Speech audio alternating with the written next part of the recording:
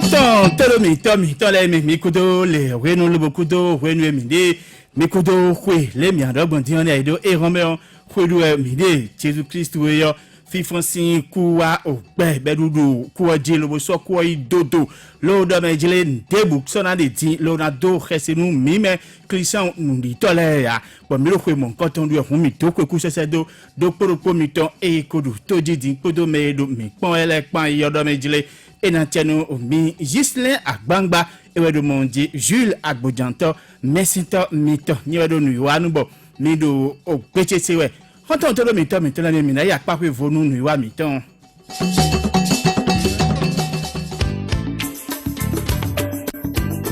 Vinonu Jodo mi tola la mo yo afoton kokuru agbasa donu e doto gan Basile agbo donu mi mela hoji la Agbojanto kudo le wenu oh kudo kwe oh kwe kuno me nya mi ro kwe o na e wa ka mi mo gbo eta fífún ẹ̀yìn náà hó. Don't move gọbi ayẹ kẹ́ntì ẹ̀fẹ́ ẹ̀dọ́ mẹ́jẹ wà sọ́ọ̀fù yọ táwọn ẹ̀ ló wà kún àgbàǹgbà dín ẹ̀yẹ mọ̀ gọbi ló kó yà gọbi ló tánu yẹ yà de ká tánu yẹ lọ mọ̀ wà àwọn òbúrò kúrò gẹ̀rẹ́ tí wọ́n gọbi ló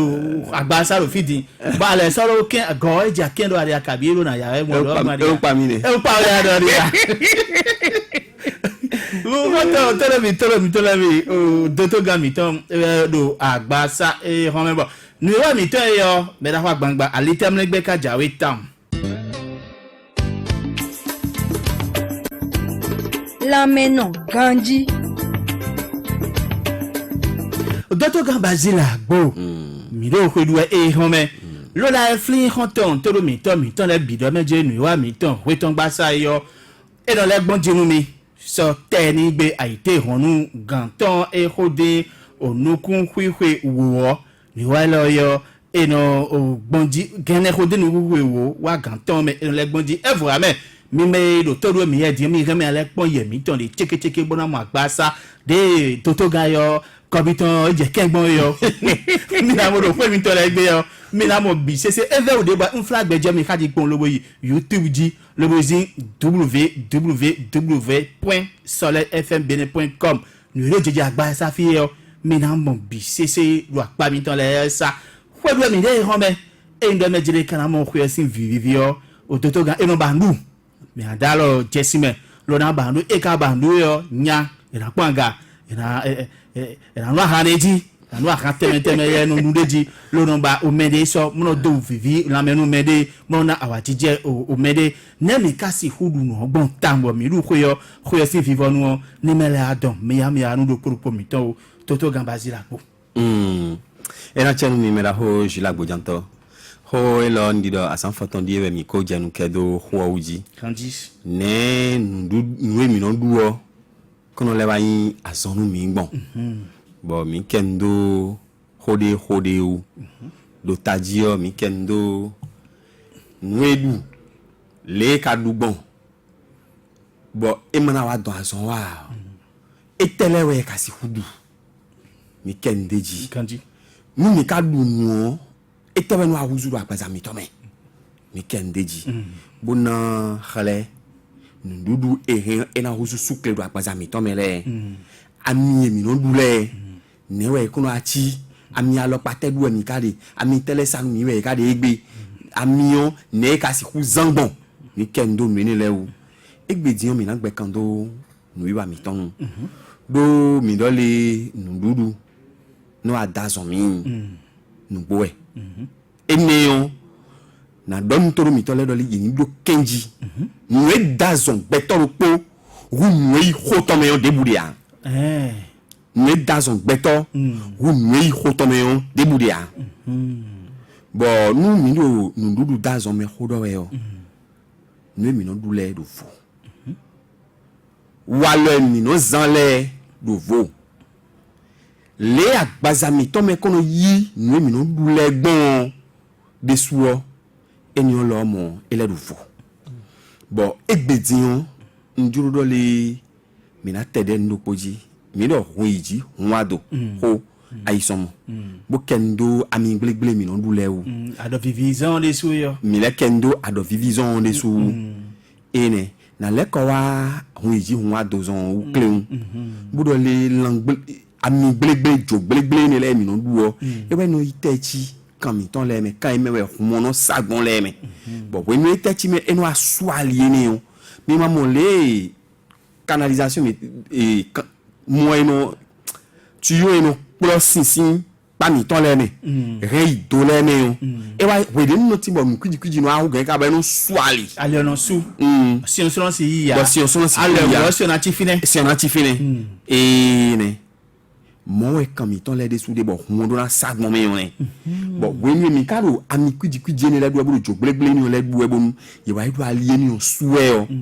kan jo so si ku din le na din gbon ohun mi ton le na wa so gbon kan je kan ji no aso yu aton but na ina dogan kaka chobo kan jo no si kwa din we me karo gan ni on do we o mi ma mo ro e gan do we o holo meton eno do ji we e ne we ni mo won no je ji be no do hun iji yo fi ego si o ene ba ido ne no chigbon e do bi retraite me bravo o we de lenu eno son de le utu bo le won na din gbon lu apaza mi to me o eno din hu bon bo holo e won no zan bono motem no si fu se kan jo do kon no voda e voda o kan le no voda we no kan le ka voda ho no ido fini we no ro ho ido ho de yo ne le no chigbon ni no do meje no do nu me ya chi e mu iji ho ido zon yo me keke no jazo mo koton kaka lo no imantin ton be no do meje e do ni we de ji mi mo be mi mo no gan nu do me ba po re tabi sente o na mi khlero po zan re di chon kan wa khlero je mi gbo ma ti men e bo ti men oui ohun iji zon eni o ede alopa nu e na zon e na don hun iji wa ho ede teme li po fine je na zon mo gbeto si hun na iji bonne when we ajenu ni ponji yo taglometu yo isana fa amonu kunje me bo we di lenu mo emi ni loro ali rele sinde ti bo ye de no blo buno mo te buno dalo agbaza o buno de kan ponu won si ji ye de so no si huwa zo eni o when we maka wa zo eni o won na iji mi no lu le poro ndudu oji wa je me mi dali pon ti san ni no le pon mi no lu le be no bio mo enu de adoton do miu yo fodo rele mo eni o mi no lu le nu kwiji le lo ye de we na fi hu bona de nu kwiji le se me bo mi na dogbon ado me amonu kunje ho iro ndio me we ni le nu kwiji ni le nu ai janchi mo eni o le me bo mo eni o ena be azon bo le ena ndo hon bo wa so ton bo pri hu bo di adoton mi o e so si hu azo eni o be no je insuffisance rénale ko doji we ne mu hu iji ho na wa e on do me jile insuffisance rénale ado ji on do me ja machine glegle le no jijo alin dodo me fini bo amasin glegle na jijo alin dodo me lo bubu de su hena jinjo alin dodo me ami hena jinjo alin dodo me ganji aikun budingan aikun duru akari abobo abobo duru na do aikun digan abobo ni aikun isi adoji lo da yo so yan aikun e wuzo abobo ma si aikun do na lo gbaru kuru bo kun do ne abobo ando enu aikun do yo nu eko kun pla aikun bi hodo wendi asin ko kiwe ya abobo mi ton we ya ete ne kure kun we ya ai ete soja odoyiwe yo ko wa mi on odoyiwe ko wa eni o le lo mo dudu tonze jire wo eno dazon mo eni o le abobo podo aikun tem le bi po eno dazon nous et le moyen nous on va aider dans ça il va tomber nous cuidi nous plétime nous cuidi ka plétime signer dans bleu ou signer ni rien et na dalo beto bon on tona wado et ça c'est coup signer ni en bleu ya on a iji et when on number make no team et no je flow di doté ah alors on va de la j'ai mais do clo si et ne ben no do et no do était et no di gon ouais et ne no do di ouais bon ku me ton bi no flow ba fo ton bi no flow on so lo di ouais le na di bon o kan e ton bi no pum et ne ben this no bi no go ba asian lo deji le amoro e no wan de me no wan de me et ne a son kede ne a son yan nous boubou si a son le ne yegi mi mon ku ya ho do ni o me chere ton mais gosi emi onji yo adon lipon adon dudu ndo lipon ndo dudu ndo moeno dede ado lo agbaza mi to me yo si azon emi no do insuffisance rénale et rien azon et le louton oui disons et rien na louton et le toto kabi no to alo no to ekodo a rien na louton mais mon ku jeme weri la nu e no son aso mi no wale wu aso cheten da agbaza me si aso akabi aso no ho fifa me lo bo wale aso lo pate aso no ho fifa me bo wale gege no da zo ni o mi no ai tijon kaka si kaka ba ku bo attends moi a jede an mais fifa me ade abo ho fifa me ho me o gbere gan o gbere o aso yan azon e wa so bo mina mi pon ganja mina mo do le me bo wa bilo mezo bo jija bo wa so kaka nu pere yo you know ja so ni o le jeji do eduno amiyon bilo do won me mo ba no atin jo khofifa me gbingbo be ka ja e na sien bo ku amena e na sien do ho me ton sien do lan e na sien do ho me ton e ne ko jo ho ado et on a dans bazar et on a dans bazar bo jedin jedin da bazar me zo atole yo nya aso da be wa ideli mi gosi emi onji mi jo hu iji hu adozon do mi na kendo alizon le ou yo vo do fu asi azon le azon eru aliu bo mi no je o e di teme ali lo fine di yo nye mi no do bio ali we na dede fu awe na dede podo no viton e so bodo ni be bi lo atanve po ye me we ni ole we na no nu mi duoji bona dalo mi bo jo na sisi bona si hudi bo bi ohun sukle yo ena si hu ruzo adana ni mi bona si ruzo adana ena si ruzo adana me na ruzo sukle bara ro si nkola ilo jina me sukle bara ro pone mi kendi wa isomo ene mi no bu amasi mi no mu teme le o ani we na dede ye bo yi de si hu jeha agbaza mi to bona bi ohun me o e we na dede bo de na bi ohun me de na bi ohun me o e na bi o nu kiji membo wa ibe na di ni mi mo ku nje me kanji menu mi ka ni yo mu eyin lo alimi ton makara so wa kanji ya o mu bubu eni yo le o chakiti le no si ku di mo no dede mo no yi na te ma du devote han ti agbaza me mo ya e ti atogbo wo me nu na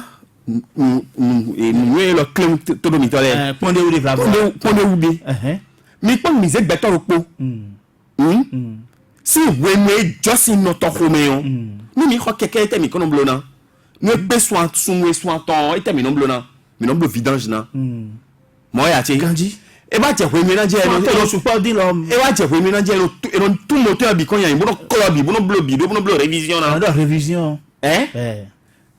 si wenu mi ka jete si no mi ton wule be ja no donu mi ji yo nabi mi ton we kono kla to vi mi ton le me bo kono kla to gbo mi ton le me kla do vi me gbon e ba ko ne ya kla de ton lo na kla me lo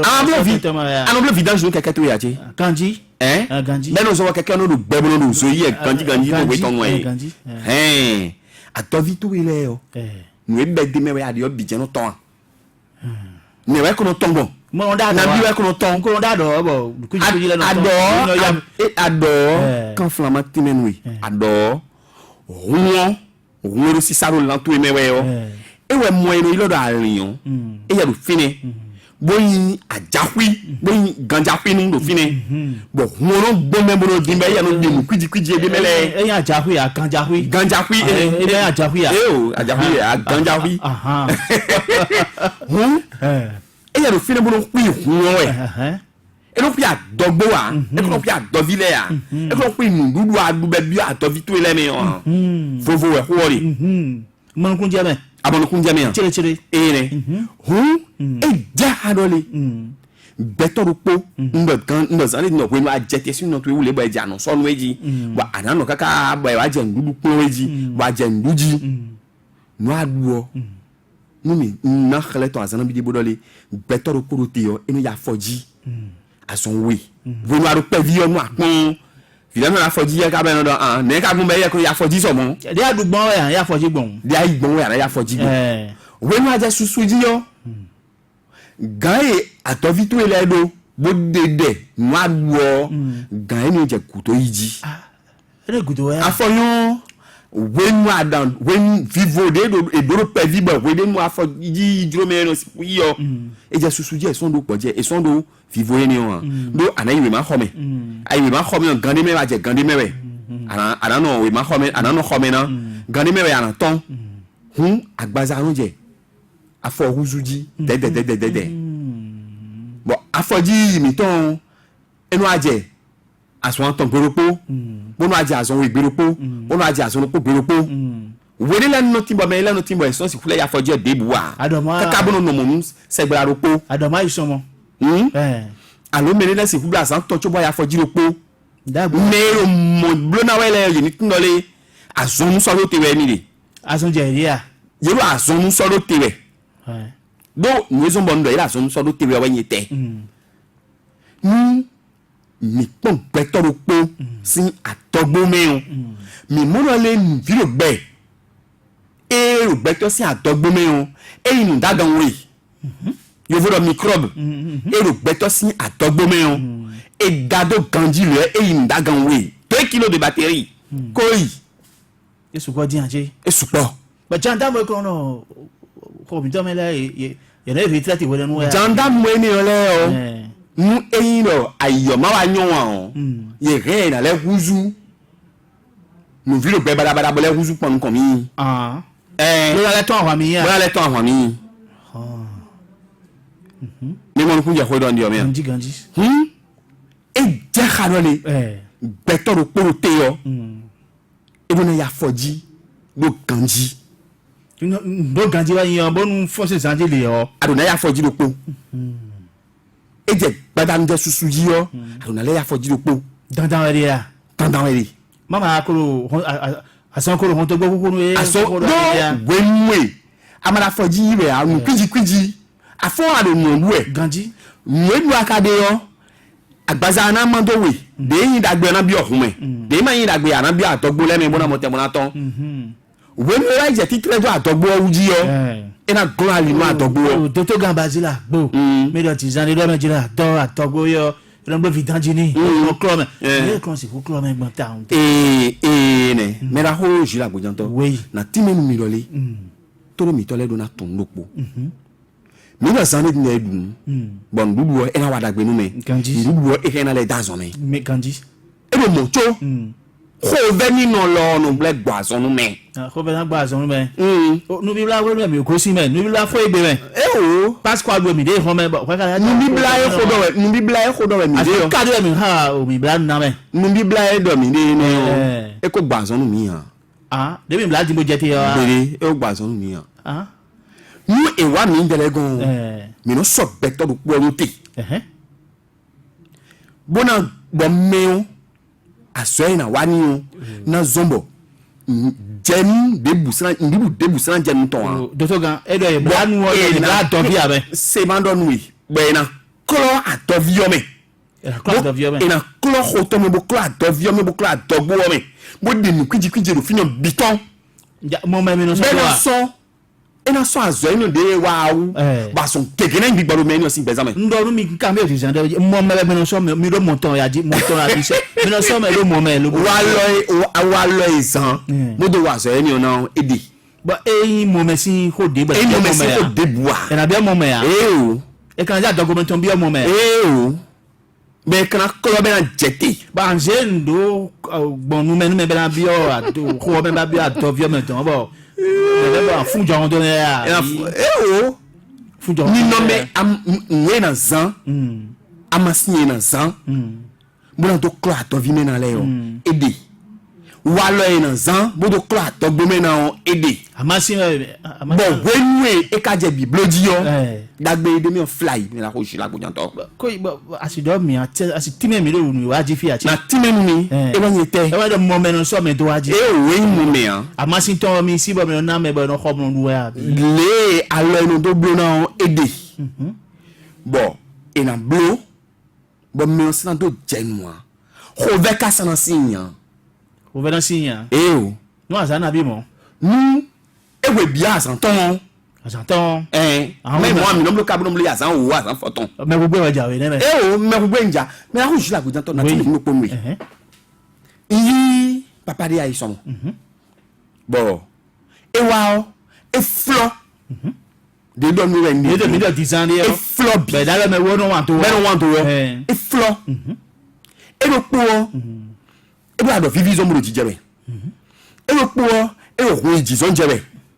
bon hu ji zo de jebe ri o hu ji zo bada de webo nu eyan le amasin ku e to ton won lan ni o e ma no keze ro po me yan o hu ono wa tan kaka be no di bla khen ba ndo kuku bu eja so no po alo ko che se be ya chere bon eko no yi to kwe yo ton ni ton to ko ni to le ko mla amasini bo eyin ado vivi zon je to bo me bitu bo yin hu ji zon je to bo me bitu ero poronge yo but de wa nyina o e wa yin arinzon ma lo gandizon e mi lo insuffisance rénale wa jeji o ton fo ne me e ma fo wa wa ma do ti no ko ton fo wa e gbedi e lo cheke e ba ni o e lo cheke ba zon le fi azon le manzan royiji masinye no zai amasion so isonu ede do amilia si gbegbe ni ndele be aso ni din mi gbe khove no azan ton bo klo khomeni bo klo nto me bi bo mwen kwiji e tobe da son do nya eni we ni kwiji ro la to me we da son do we ni kwiji e pleti la menion la egwe jo egwe ami egwe sukle egwe ntemete egwe bi wa ple la son dwe we kan ko me be flo bo mi le alors e bebo no no e ve ni ati e ve ou de bois e ve wa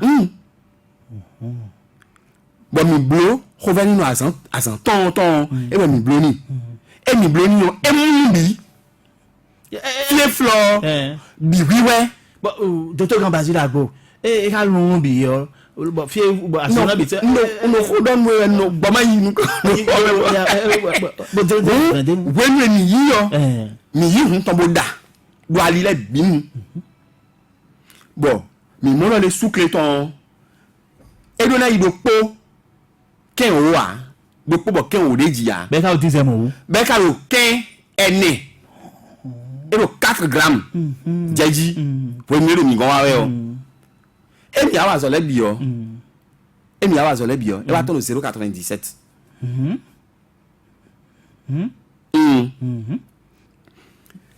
ami joero hun to me o bi sisin bobu mo azo eni o de wa ni o ngla me a le khlelo le a ton do azon jewe be do insuffisance rénale blowe o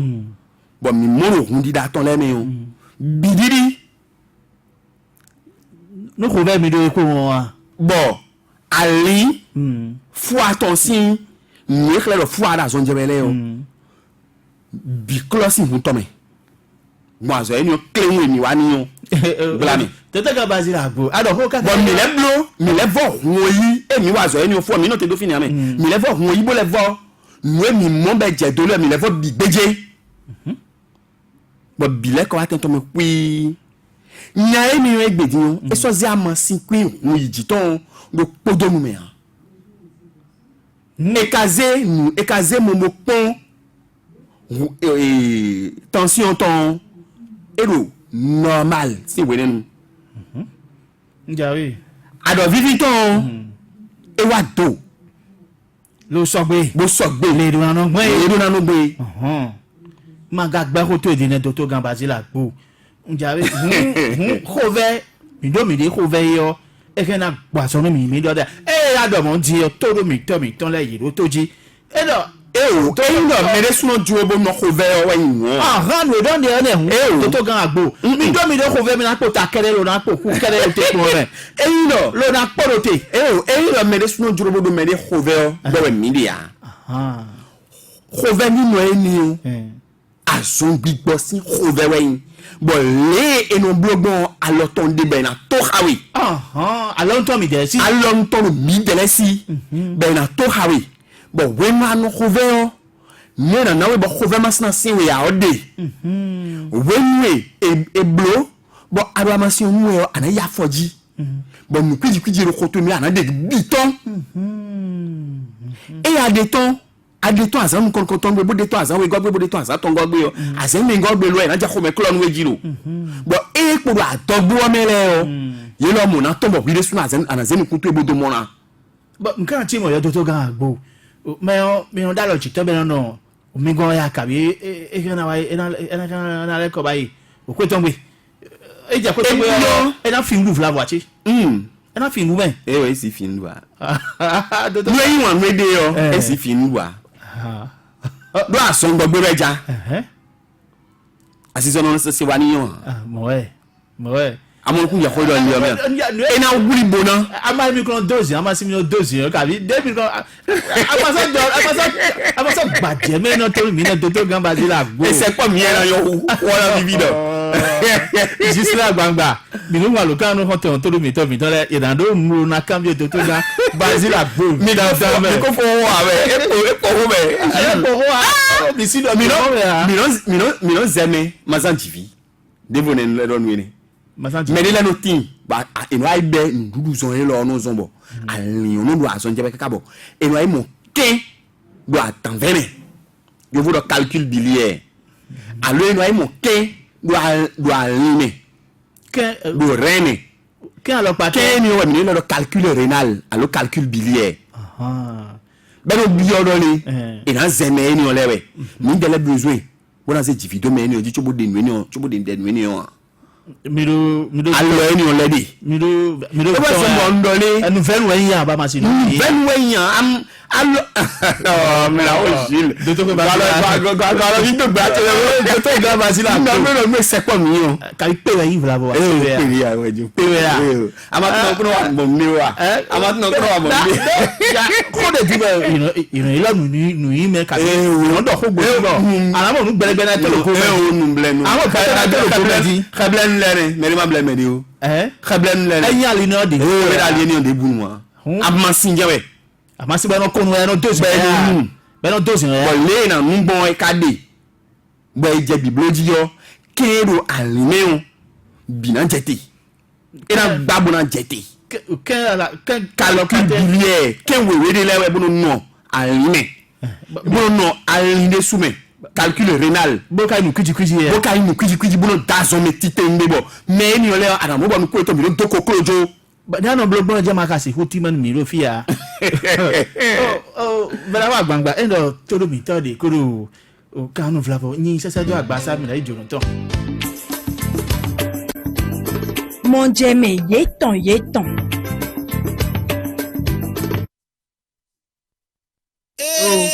Kini no dogbe nu. Doni men nkan to komo kan ole yo. Oui, nkan mi ton. Yewe no yoro no Marcelin dagba ti igolo. Telephone e ti igolo dan yi. Mi do toji. Dogbe nu mo la wo ti agbode funa un se nkan mo kan to no la pate bile wa kan ji ateji ne. Ba ti la gbo e. Mi la o dagba. Yere. Agbẹ̀yàtọ̀. Oui. Ǹjẹ́ kan fún ìdí àdòtò ọ̀? Olùkọ́tọ̀ òfin ìdí ìwádìí wọn ní ìkùnrin tó gbọ̀n. Ló mẹ́tì ṣe dé kí ìbọ̀ dàzọ́ mẹ́bọ̀. Ẹ ọ̀dọ̀ nukúmẹ́ mi tán lórí lẹ́lẹ̀. Èyí tó tó wíyọ ìdẹ́yìn lọ dé pé òun ìdí ìwádìí wẹ̀ mẹ́tẹ̀ ká dẹ́nu pé òun wédó mẹ́ pé òun wédó mẹ́ wẹ̀ nà wà sọ́ ọmọkọ́tọ̀. Ẹ̀wọ̀n yẹn kàn bí ọ̀dọ̀ lówó lámẹ̀dì wọn lè tẹ́wọ́ yìí lẹ́yìn náà tún òun ìdí ìwádìí lẹ́yìn tó gbọ̀n. Wẹ́gọ́ wẹ́yìn lọ. Ete huiji huwado eti zomba gba sunu fun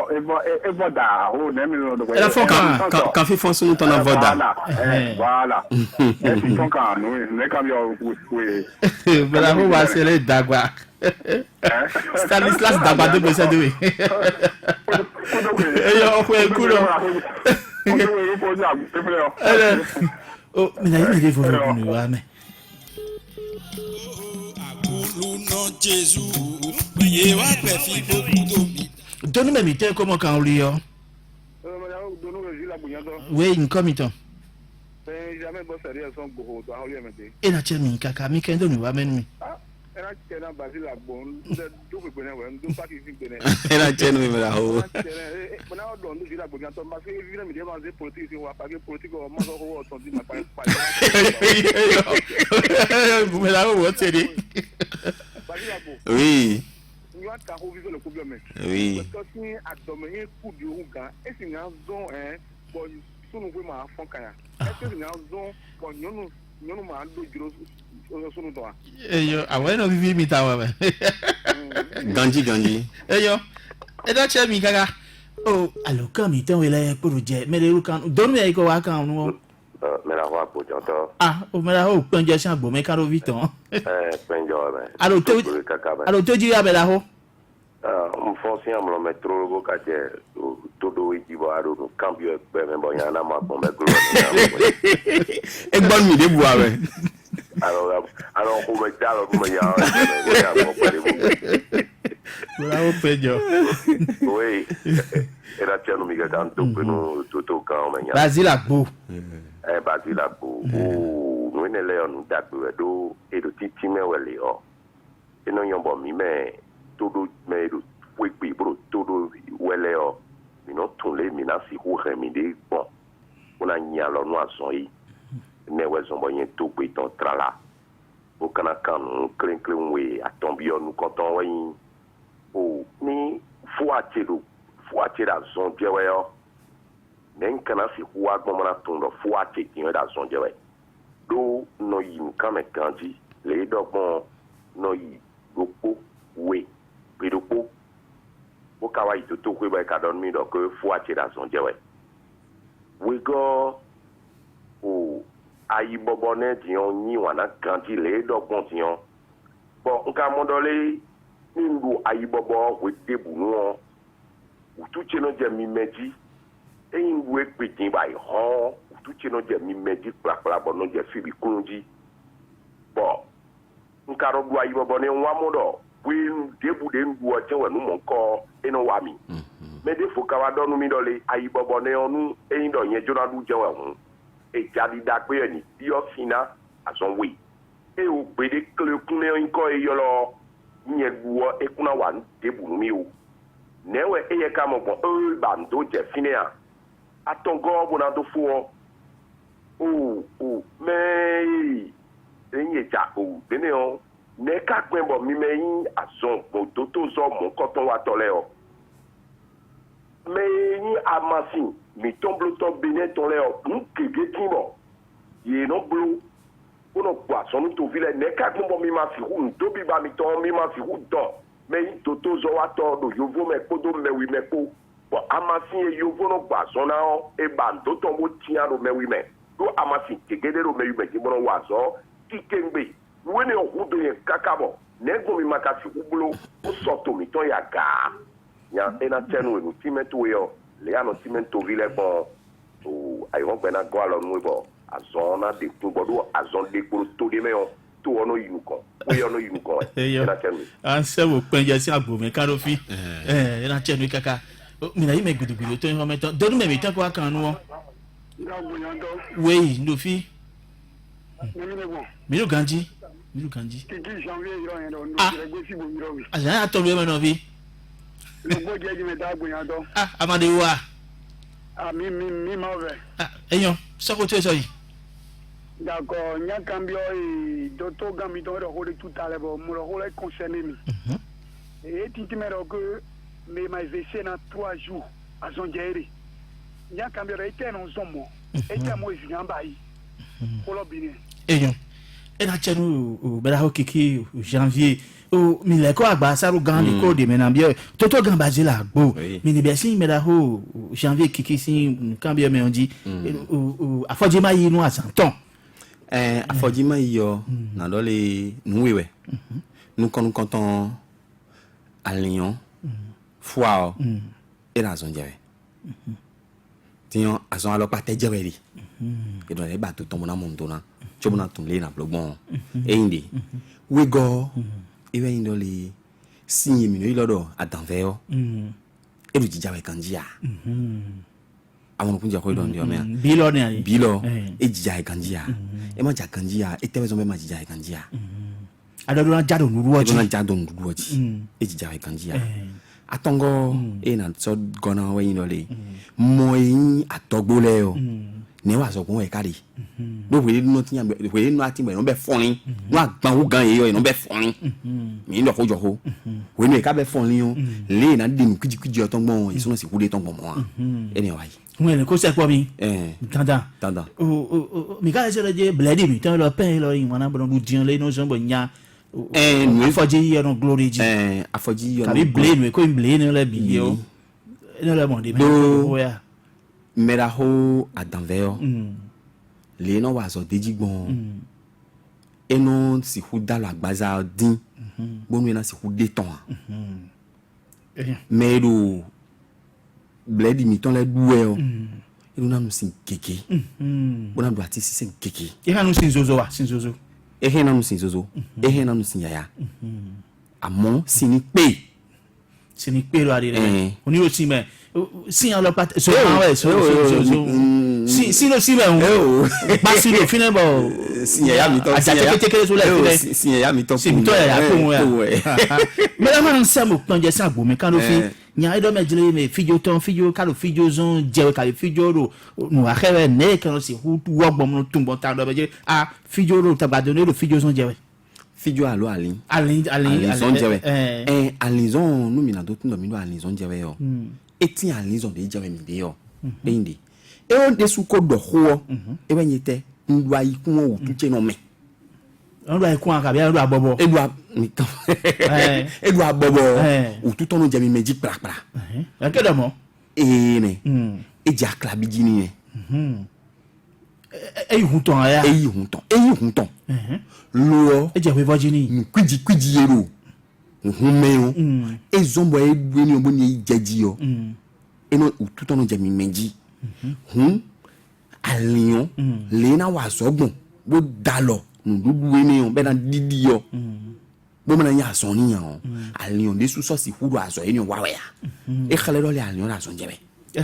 e k'ale ti mɛ dɛmɛdze idɔmɛ mi dɛmɛdze ndo gandze yɔ nadinɔ mi tɔn lɛ ti mɛ do abɔbɔ na da yɔ yɛlɛ wusu sina yɛlɛ diɔ si yɔ azɔn tɔn azɔn nɛmɔ bɔn mɛ lɛ ti ava bɔbɔ fi ne yɔ kanfa nɔ mi tɔn lɛ yɔ nɔ yɛlɛ biɲɔ da mɛ lɛ ti mɛ yi da bɔbɔ di mɔ na du di yɔ alo jɔ de ɛgbɛmɛ mɛ lɛ ka da yi do alɔ ntɔ mɛ yi da yɔ ado jɔ do kpɔna de ya atɔnjɛ yi nɔ dzi awɛ ya. ne si da abɔbɔ ne ɛdá bɛ jɛ ediɔ sina wɛ yɔn a. edze ha dɔ le era bɔbɔ na da wɛ hun ediɔ sina ewu ediɔ sina do kpo alo we. do bɔkofo ɛdá de ka yi ko kulekun bɔbɔ yɛ ɛdá yi tin mɛ ɛdá yɛ abɔbɔ dagbe bɔ edu yɛ nyina de kun de o de dzi awo tɛ kpɔn wa. eduɔ yɛn na do de kun de o wɛ ya nu de bu de gbɛtɔ na do edu do dzrɛ mɛ. àwọn abọ́bọ́ ìjà dà hún ènìyàn sínú àsọmọ pa nyọ̀ndé lẹ́tí wẹ̀ nyọ̀ndé sínú àmọ̀jẹ́ òun dà pín bọ̀ nyàrá òjò de ẹgbẹ́ mẹ́. mọ̀jẹ́ de nu àsìngòkín lọ mọ̀. àsìngò kanjí èdìọ́ sínú bọ́ọ̀nù wẹ̀kún lẹ́ni ká pé mẹ́ kanjí. bọ́sẹ̀ de lọ́jẹ́rẹ́ inú àdán kan náà nya kan so na fon kanji ya o me la ho ma se le ma do horo ponu mi comment- mais do alison jewe yo mais do alison jewe yo e rena zo mo kanto na fon kanji ya e rena zo mo khomi mo na ve we zon e zo mo khodi do na ve o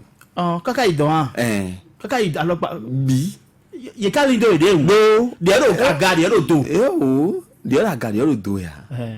mo le ujonu le o de no dalo de we on kan na ho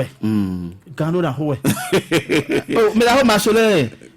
dagba gangola fi ami egbe me la ho ma so le dagba e do me jele kun ji kun wa do na e cross wa bon le me le ti mo nu kun me tono gbazin kabi me le ti mo do kun no we do me ne kun wa bon do me jele we ji kun do o sa no je kun we do me ho e ru fu me ona we ba nu kun ta akpon kun ton ta le yo ti fo e no we o kun we do me ne e mi o rien na zombo nu kun na gbazin okun ka idio lo mo hen na zombo nukume na gbazi e je khado le me nukume to na sin bawe ni toto kwe bonu ni tension to mo pon nu e lo kun ton ko idio e na tun e ka ido e na le tun wa gba mi tan sai ho me nu e yan se de ba yo chon din ba so anu mi yo do de ko veni no ndagbe de so bo mi do wa lo ton lo fini bo nya mi no do me ko ve bi bo nu e ko a zon tete mi khat maintenant de la yo no li kun bona amba bi po e na no o kanjo to na no le do na gboro le do na no gbo de ma wo do gbon be do na no gbon yo ne adona de nu kwiji ro kun tu eme o adona de bisin wa kada ada masin le anu ya o alors on tona asiti même yo fia on tolo mi gan vivonu alors quand jama se jena te di fia you know what ton fia amon we na bi otrodo na we na timenu kon tolo mi tolo do me je ko lu mi de ho me alors quand je ye gbon bo lo kendo mi wa me yo na joro jenu ye nu ku ya ton bodo idonde bolo la kam yo mi ando mi de tintin ro buto ton e ne juste là gbangba e we no mo je la gbojan ton yo no mi wa be vivonu